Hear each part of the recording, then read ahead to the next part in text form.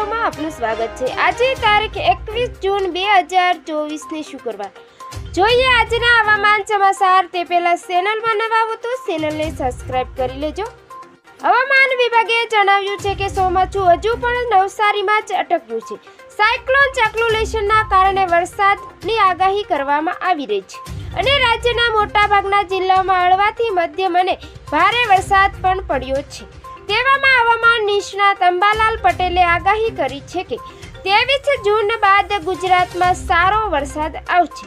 28 થી 30 જૂન વચ્ચે સૌરાષ્ટ્ર અને દક્ષિણ ગુજરાતમાં ભારે વરસાદની આગાહી કરવામાં આવી છે। તો બીજી તરફ હવામાન વિભાગે જણાવ્યું છે કે આગામી 2 દિવસ બાદ ગુજરાતમાં ચોમાસું સક્રિય થશે અને ચોમાસું ગુજરાતમાં આગળ વધશે। તેમજ હવામાન વિભાગે હાલ દક્ષિણ ગુજરાતમાં વરસાદની આગાહી કરી છે, જેમાં વલસાડ, દમણ અને દાદરા નગર હવેલીમાં ભારે વરસાદની આગાહી કરી છે। તેમજ આગામી 2 દિવસ માછીમારોને દરિયો ન ખેડવા સૂચના પણ અપાઈ છે। રાજ્યમાં પવનની ગતિ 40 થી 45 કિમી પ્રતિ કલાકની રહેશે, જેમાં વાવાઝોડા જેવો પવન પણ ફૂંકાઈ શકે છે। તેમજ સૌરાષ્ટ્ર અને ઉત્તર ગુજરાતમાં પણ હળવાથી મધ્યમ વરસાદની આગાહી કરાઈ છે। તેમજ આજે પણ અમદાવાદ, આણંદ, વડોદરા, સુરત, નવસારી, વલસાડ તથા તાપી, દમણ અને દાદરા નગર હવેલી, પોરબંદર, જૂનાગઢ, અમરેલી, ભાવનગર તેમજ ગીર સોમનાથ, દીવ અને કચ્છમાં પણ વરસાદની આગાહી કરાઈ છે।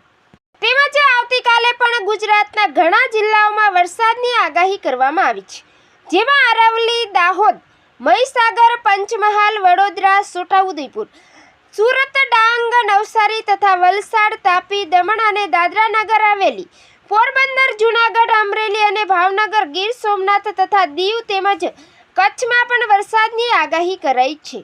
તેમજ વલસાડના તમામ તાલુકામાં વરસાદ નોંધાયો છે, જેમાં સૌથી વધુ વરસાદ વલસાડના ઉમરગામમાં 2.64 ઇંચ જેટલો વરસાદ વરસ્યો છે। તેમજ વલસાડમાં પણ 2.24 ઇંચ જેટલો વરસાદ નોંધાયો છે। સાથે નવસારી, વાપી, પારડી, સિકલીમાં પણ 1 ઇંચ જેટલો વરસાદ નોંધાયો છે। તેમજ વાપી અને આસપાસના વિસ્તારોમાં ધોધમાર વરસાદ વરસ્યો છે। તેમજ દક્ષિણ ગુજરાતના 3 જિલ્લામાં સુરત, નવસારી, વલસાડમાં 40 કિમીની ઝડપે પવન ફૂંકાઈ શકે છે। તેમજ 3 જિલ્લામાં થર્ડ સ્ટ્રોમ એક્ટિવિટીની આગાહી સાથે તેજ પવન અને ગાજવીજ સાથે વરસાદની પણ થઈ શકે છે।